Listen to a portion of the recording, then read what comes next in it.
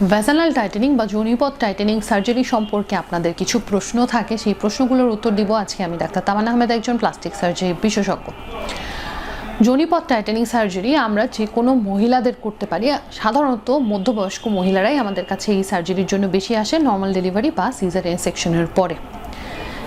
এই সার্জারির মাধ্যমে আমরা আধা ঘন্টা থেকে 1.5 ঘন্টা সময়ের মধ্যে আপনার অপারেশন শেষ করতে পারি এবং অপারেশনের পরে আপনাকে হাসপাতালে রাখি না এবং আপনাকে পুরোপুরি অজ্ঞানও করা হয় না, শুধুমাত্র এই জায়গাটুকু অবশ করেই অপারেশনটা করা হচ্ছে, তাই সাথে সাথেই আপনি বাসায় চলে যেতে পারবেন। অপারেশনের পরে স্বামী সহবাস করতে পারবেন বা ভারী কাজ করতে পারবেন 1.5 মাস, 1 থেকে 1.5 মাস হলে ভালো হয়। এরপর থেকে অপারেশনের পরে ক্যান্সারের কোনো ঝুঁকি থাকে কি না? না, অপারেশনের পরে ক্যান্সারের কোনো ঝুঁকি থাকে না। এই অপারেশনের সাথে ক্যান্সারের কোনো সম্পর্ক নেই। এরপরে আপনাদের প্রশ্ন থাকে পরবর্তীতে বাচ্চা নেওয়া যাবে কিনা বা নিলে কোনো সমস্যা হবে কিনা। অবশ্যই আপনারা এরপরে বাচ্চা নিতে পারবেন, কিন্তু বাচ্চা নিলে একটাই প্রবলেম হবে, সেটি হচ্ছে আবার লুজ হয়ে যাওয়ার টেন্ডেন্সি থাকে। সেই ক্ষেত্রে আমরা সেম রিভিশন সার্জারি আবার করে দিতে পারি।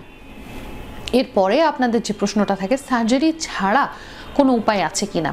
হ্যাঁ, সার্জারি ছাড়াও উপায় আছে। যেমন আমরা ফিলার ইনজেকশন ব্যবহার করতে পারি।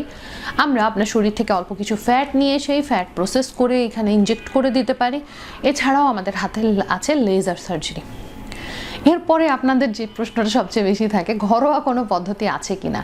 হ্যাঁ, ঘরোয়া পদ্ধতি থাকে, সেটি আর্লি স্টেজ থেকে শুরু করতে হয়। প্রেগনেন্সির আগে থেকেই সাধারণত পেলভিক ফ্লোর এক্সারসাইজ, যেগুলো আপনারা ইউটিউবে বা গুগলে সার্চ দিলে পেয়ে যাবেন, এই ধরনের পেলভিক ফ্লোর এক্সারসাইজ, মাসেল এক্সারসাইজের মাধ্যমে আপনারা এই জায়গার টাইটনেসটা ধরে রাখতে পারেন। তবে নর্মাল ডেলিভারির পরে বিশেষত সাইডে কাটা বা ছেঁড়া থাকলে এটি ডিফিকাল্ট হয়ে যায় খুব বেশি এটিকে স্বাভাবিক ঘরোয়া পদ্ধতিতে আবার আগের অবস্থায় নিয়ে আসার জন্য।